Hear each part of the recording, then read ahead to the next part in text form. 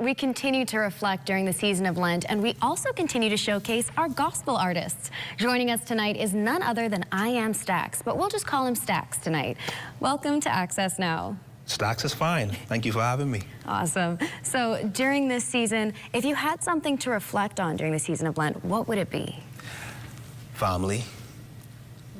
My firstborn, my son, is 5 months. Oh, he's actually 6 months, so he's in this phase now where he's eating solids.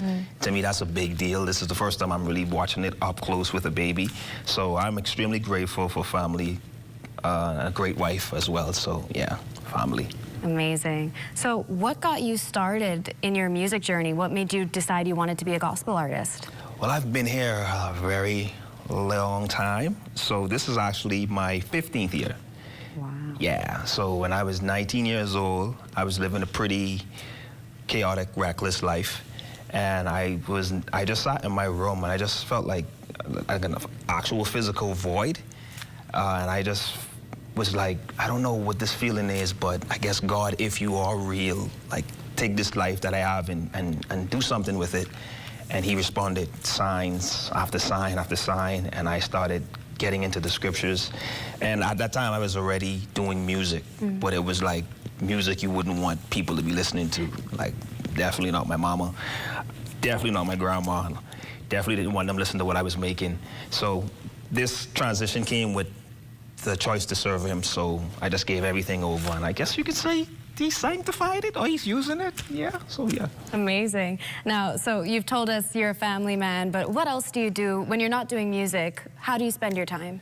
If I'm not doing music, I am probably listening or watching a video.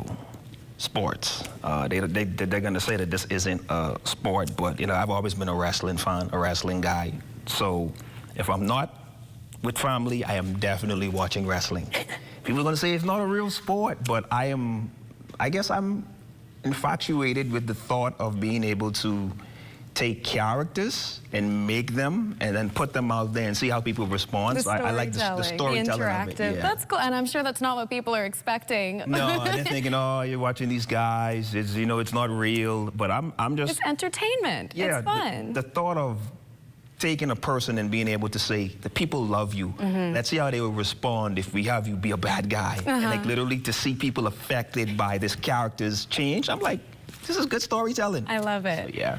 So speaking of storytelling, tell us a little bit about the song that you're going to be performing for us tonight and why you've chosen that song. Oh man, this song is a very special song for me. So 2020, I went to do what most men should be doing, and I went for an annual physical, go to the doctor's, gents. And the doctor basically came back and she said that you have this, the diagnosis was basically that my liver was enlarged. Never had liver issues, never had liver concerns. And the mindset that I had back then was this is happening to teach me something. You know, God is allowing this because he's trying to step in and be the superhero who heals the person with the diagnosis. So I was under the impression that I was being punished so that he could strengthen me in it. And I later discovered that I had a revelation of God as Lord, but not Father. I didn't know that he could be anybody else's father except Jesus. So I just said, okay, God, I don't know how this sonship thing works, but I know that you aren't abusive. You are not the kind of father who will break my arm and then heal me to show off your superpowers. That's narcissistic, you know? And I'm like, that's all I have right now. I don't know much about sonship, but I know that you aren't abusive. So I started really studying sonship and how basically the love that God gives Christ, he also gives to us. And while I'm bragging to someone about this newly found revelation, the phone literally rings in that moment, and the doctor says it probably was something that you had to eat because the test came back and your liver is back to normal. Oh my goodness. So everybody around me was celebrating. When I was like, God, what was up with that? He's like, man, it wasn't really about the test. It was really about how you saw me. It's almost as if when I saw him as a good father, the doctor literally calls as I'm bragging on his goodness. Yeah. So it's called Abba, and yeah, that's the heart behind this song. It's definitely one of my favorite songs. What a story, and we can't wait to hear it. Thank you. Well, thank you so much, and we can't wait to see that performance.